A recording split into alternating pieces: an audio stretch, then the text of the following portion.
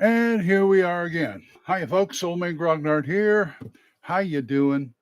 I got cut off last time because I tried to move my camera, and all of a sudden, YouTube decided it wanted to unhook. So nothing I could do. Nothing much I could do about that. So I just thought I'd another day try a little more. Okay.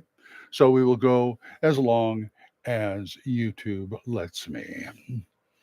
Well. Still working on a Game Busters game for the North Texas RPG Con of 2025, and I'm glad to see that. But this is me getting distracted by stuff on my computer. So just give me a moment. Okay, I'm back. Anyway, I'm still using this book, looking through it, looking for kind of some kind of plot that'll fire my brain and let me create something like that. I also have here on my desk something that I've been meaning to do a review of for quite a while, which is Vaults of the Weaver. Vaults of the Weaver by Emperor's Choice. These are what I take is all of the Arduino modules that were released, that Dave Hargrave released, and at the time done up by Emperor's Choice, of course, and it's a pretty good book. I like the Arduino stuff. It took a little for me to sort of move my head around in it, but like I said, these are all the collected modules for Arduino, and you can find that at, I think it's empcho.com. Not sure, but I've been meaning to do a review on this. I even have the my usual index card that I fill out when I start reviewing stuff to take notes. But I'm only halfway through the book, although that never stopped me from doing a review before. I've done reviews on skimmings before because sometimes that's the only way, like I said in the last one, that's the only way I'm going to get through it. Because I'm a slow reader and things like that. But this is a very nice book. I like it. Hopefully, I can get that out soon, but I've been a little on the busy side. Uh, let's see. What do I want to talk about? Oh, there's a lot of stuff to talk about. See, the thing is, I've got this obsession with the stuff I put out on video and on podcasting. Is I want it to be kind of timeless because I'm trying to give you tips, tricks, and just advice on role playing games and things like that. And I want to be able to do that. And I don't want people to go, oh, yeah, that was 3 years ago.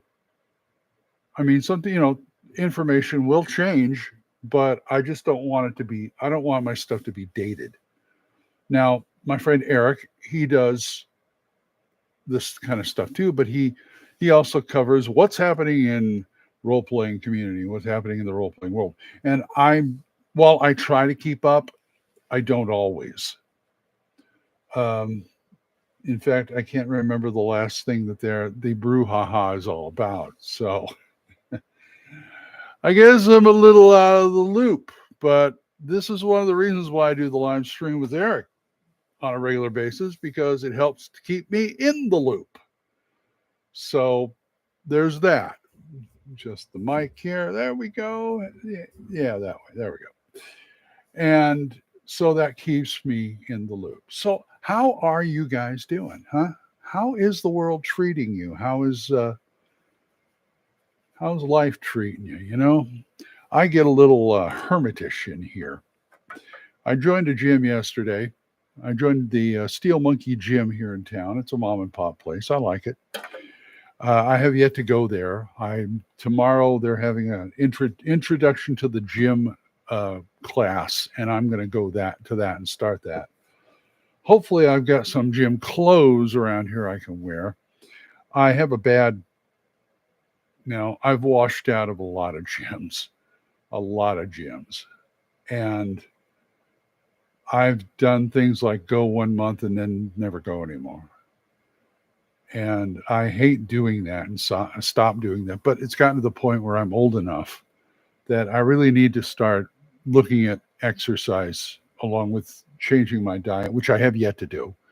I figured the exercise, step one, nutrition, step two, medication, step three. Unfortunately, I hate taking pills on a regular basis. I really do.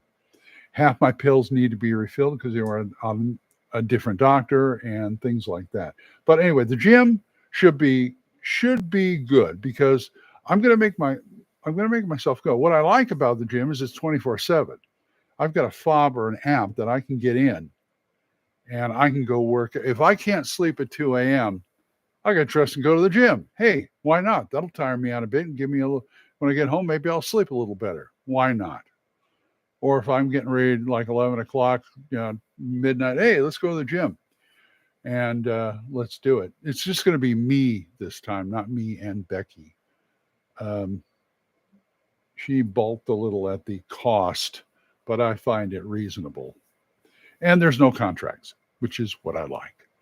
And, my friend Eric and his wife Raish are always doing the Gamers Health. And they're always talking about Gamers Health. I stayed with them for a few days and I see what their routine is. And on the one hand, I'm going, God, I'm glad I don't eat like this all the time. On the other hand, I'm saying, well, you should. So there's going to have to be some kind of battle in my head or something. I don't know. Who knows? Anyway, I also want to talk a little bit more about my other hobby.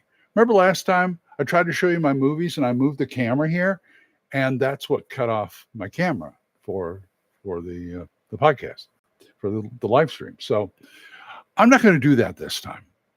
I'm just going to refer to my bounteous discs, DVDs, Blu-rays. It's got some 4Ks up there. Plus, I have two boxes over here with sleeved discs and a stand with all my box sets on. And I've got a few more in the closet, but I'm giving those away.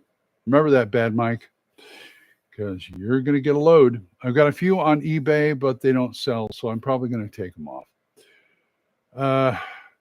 And that's my other hobby. And I try to get one hobby to feed into the other, which is why it's driving me crazy. I can't get a gangbusters scenario going because I've got all these, I've got gangster movies, I got film noir, I've got, stuff like that.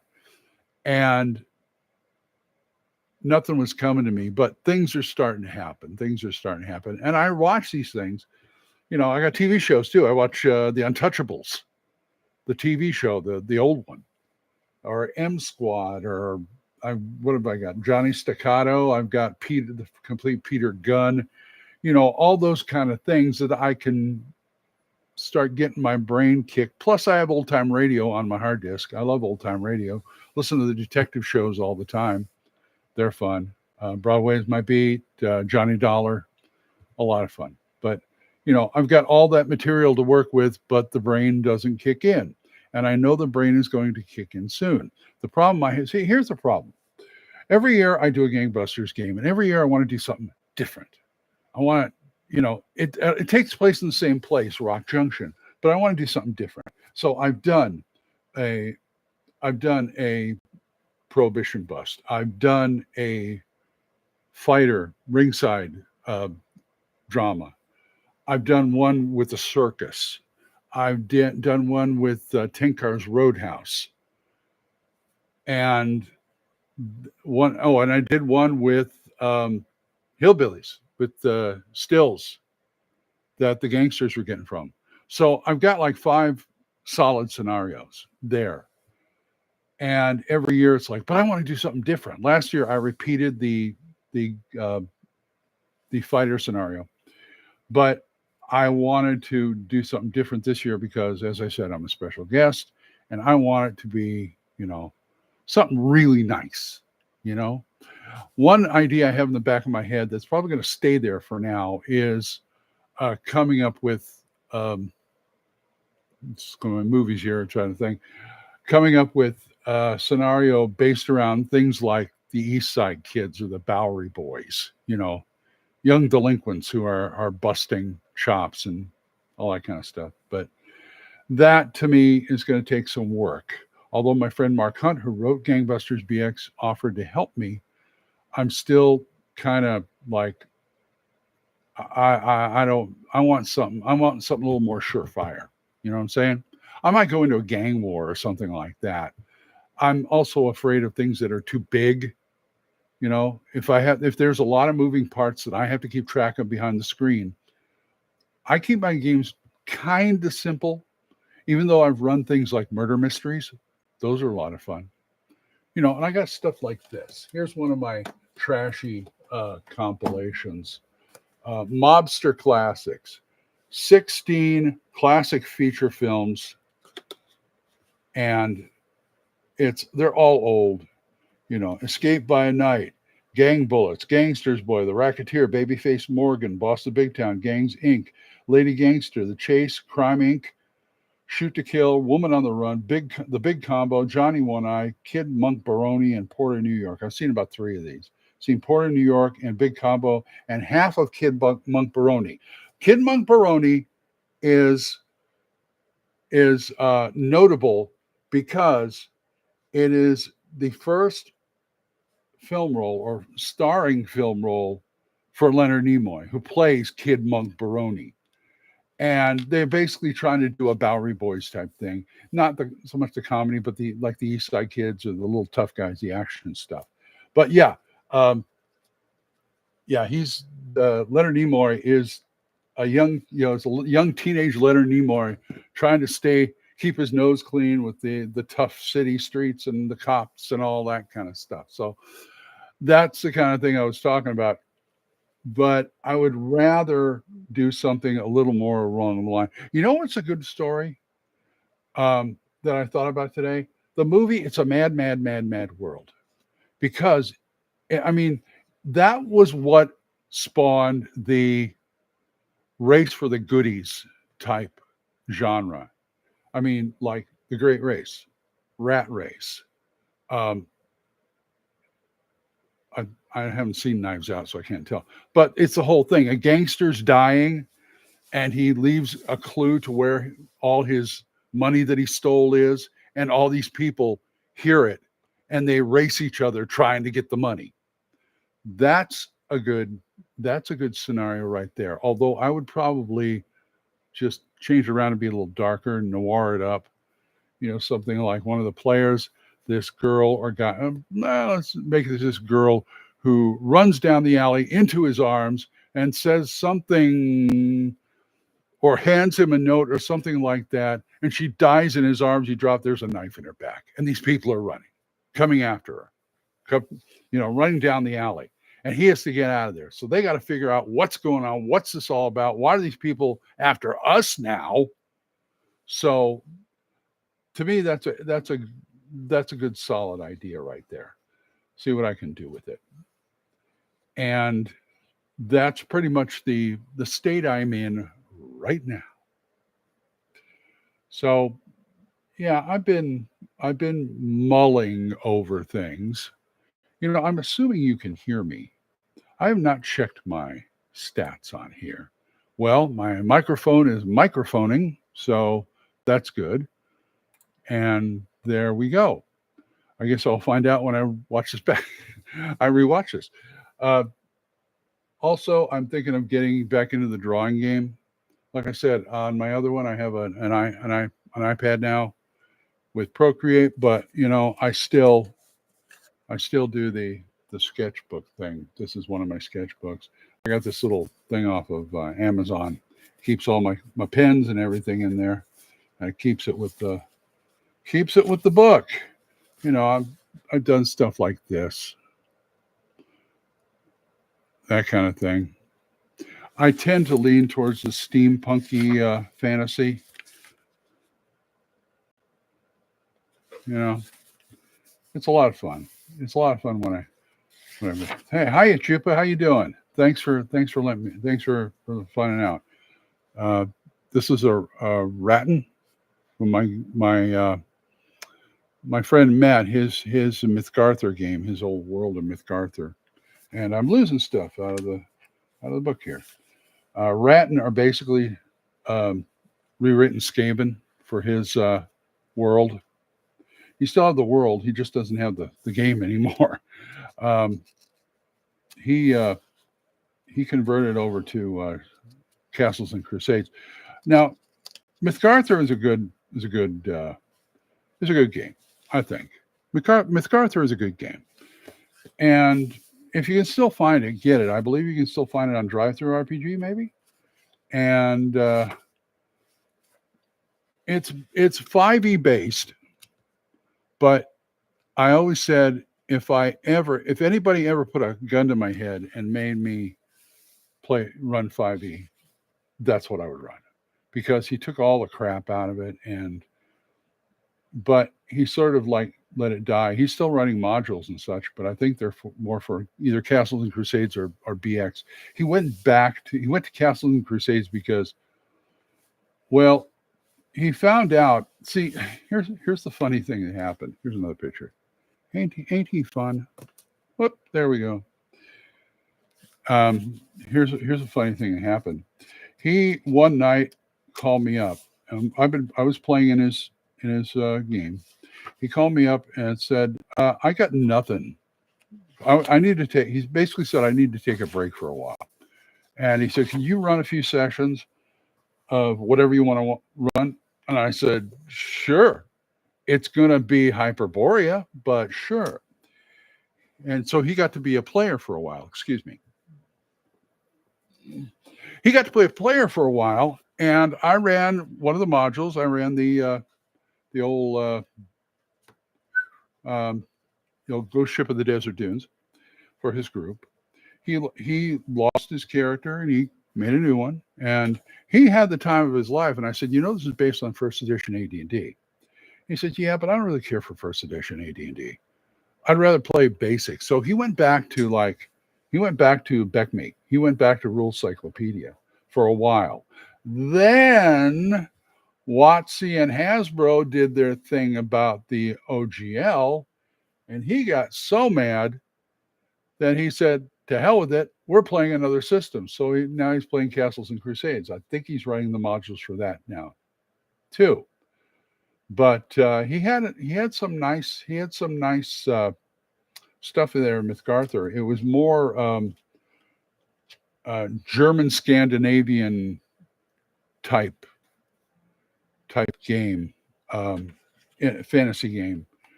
And it leaned more towards stuff like that and Vikings and things like that. And if you're wondering why I'm not showing you this stuff, that's because, surprise, surprise, I'm not wearing any pants this time, so I'm not going to get up. But anything I can grab over here, that's fine. But anyway, his Mythgartha, find it on. I think Drive-Thru's still selling it, and it went into a second edition, and it's a nice book. I did a few drawings for him too, so he had some things going there. Anyway. Oh, thinking about my past triumphs and things like that. I may not have much to say. I don't know. Pants are optional at our age. Believe me, yeah, I know. I mean, I'd tell you something disgusting about sleeping in the nude, but I'm not going to. So, tell us, Mr. Galland, tell us, Mr. Grognard, tell us. No, I won't tell you. I'm sorry. But yeah, I had a lot of fun. That was a Thursday game, and that's one of the other games that sort of fell by the wayside due to the fact that I moved to 30 miles away from where he is in Bethany. And like all my games, I kind of it stopped. My Monday game, my online game isn't even going right now. So I don't know what happened to that. I got to get a hold of a couple of the guys. One of them's over in Europe right now, or is it Europe? I don't know. But anyway, my friend Jimbo's over there, and it sounds like he's having a good time. So Jimbo, yeah, I'm with you, man. That guy gets around. It's nice if you're single and have a good job. a really good job, and your own home. So he's doing good. I miss going to his house to play too. He used to go downstairs to the basement. It's got a big old game table and all set up for gaming. I miss that. I miss live gaming. I really do. And I kind of wish I could have said that. I kind of wish I was about 30 to 40 years younger than I am. That way people would take me more seriously when I say I want a game live. Now they're just like, just an old man. That's an old grognard. He just wants to, he's not doing the thing, the modern. No, that's not the case. I want to game. I'm in a show now, yes. There is no reason why I can't go downtown to the game store and start a game. I probably should. I just don't like their hours. Um, it's one of those things where they're open from like 5 to 10, 7 days a week. And by the time 5 o'clock rolls around, I'm thinking about dinner and everything. If I'm not doing something with the wife, like going out to karaoke or something, but that's later. But at the same time, I should probably hustle my butt down there and see what I can stir up. I might talk to him and ask him if he needs any help down there. Maybe he can toss me a part-time job if they want to stay open longer. I hear he's starting to, the Tavern Games is starting to do the weekend thing where they're open at like noon. That's a good thing. That's a real good thing. But I mean, it's just going to be, I think it's going to be a matter of getting up off my butt. And believe me, I've got a sore butt. I should get off of here. I should go out. Okay, see ya. No, I'm not going to do that. One, that's not fair to you people, and two, you'd see my underwear. So, yeah, that's the thing. I really wish that live gaming would come back in fashion. I don't want to have to wait once a year to go to a convention to sit at a table in front of people and run a game or play in a game. That is no fun at all. I mean, yes, I've explained before about dandruff. I've explained before about how I don't, I'm losing my thoughts right now. Is the thing. I've explained before how I prefer live live over that, and the fact that I can only sit in front of this computer at a live in an online game for about 2 hours. That's my limit right there. 2 hours. I go three on the Monday games, but that's an exception, and I can actually take a break for a few minutes and come back. That's the one nice thing about online gaming. You can go dark and say, "Oh, be right back." Go get a drink. Go to the bathroom. Whatever. I mean, just like the other games, so you don't have to all break and just, guys, I need to. Okay, and things come up. Things have come up. So there's that. There's that. Anyway. Anyway, between that and me, I don't know, just being a schlub. I'm on my downside right now about myself. So maybe I should have waited until tomorrow to do this. I've got all sorts of. I've also got a show coming up Friday about how much stuff do you need to play. You don't need very much stuff to play. I will elaborate a little bit on here, but go listen to that when it comes up Friday. Um, these are what you need. This is what you need: rules, pencil, paper, dice. And that's for the players. GMs need a little more. Be nice if you had a screen. Some people don't even use it, don't even have a screen. Miniatures, if you have them. I use tokens or theater of the mind. A battle mat. A battle mat is handy to have. I wouldn't want to run without one, only for the fact that I don't want to use it as the way I'm using it. I don't think people should use it the way they use it. I do have an ultimate dungeon terrain I got from Etsy that somebody made, the old Professor Dungeon Master ones, and I went to Walmart and bought a $15 Lazy Susan and took a hot glue gun and glued it to that so it can spin. I want to try using that. I've also got tiles, the blue dungeon tiles too. That was one of my first Kickstarters, and I've got a whole bunch of them, and I want to start using them. But at the same time, I don't want to use it for everything, if you know what I mean. Here's what I'm saying. I want to be able to use something like that when it matters, which means I would like to have a mapper at the table, one player who would map. Hand him a pencil, hand him some graph paper. All right, you're in the dungeon. And they don't always have to do that too, because a lot of my scenarios take place outside the dungeon, in the wilderness, in the city. I like doing that. But what battle maps are for me is not me wandering around the table with a marker saying, excuse me, can I do it? Yeah, okay, thank you. Okay, you guys are here and put your figures there, da da da da da. Well, that's okay. I guess to me, that's unnecessary. If you have a mapper and you say where you're going, I say you go down 30 feet. It's a 10-foot square. So you go down 30 feet. That's 3 squares and turn left. Okay, fine. Whatever. I'd rather do it like that. Then, if there is an encounter, a trap, or a big bad, or something like that, then I will take out the marker and go, okay, here's the Y corridor, the Y section. I place a monster here, a couple monsters here. Put your guys where you are. Tell me where you are. What's your order?